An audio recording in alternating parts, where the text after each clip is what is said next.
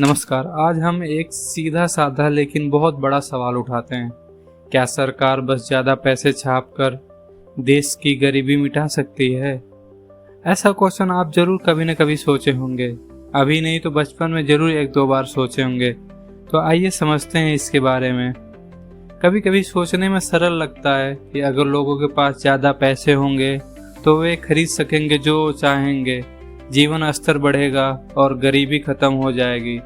इसलिए कुछ लोग सोचते हैं कि बस नोट छापो और सबको बांट दो। पर असलियत में चीज़ें इतनी सिंपल नहीं होती।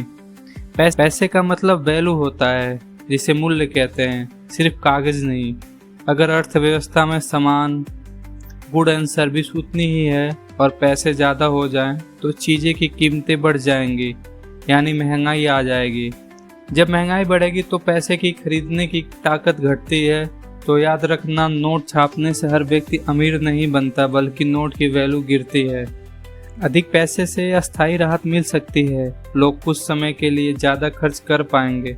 लेकिन अगर उत्पाद, खाद, दवा, सेवाएं नहीं बना, कीमतें और बढ़ जाएंगी, फिर महंगाई आ जाएंगी। इतिहास में ऐसे घटनाएं हो रखी हैं, जैसे 1920 में जर्मनी ने किया था।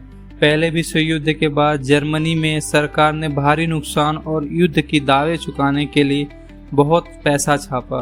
नतीजा, नोट को तौलकर खरीदारी करनी पड़ी। मुद्रा की वैल्यू डूब गई और महंगाई भयावह हो गई। गरीबी में सुधार नहीं हुआ, बल्कि महंगाई आ गई। ऐसे बहुत सारे एग्जाम्पल हैं, जैसे सन 2000 में जिम्बाब्वे में हुआ था, 2010-2020 के बीच में वेनेजुला में हुआ था।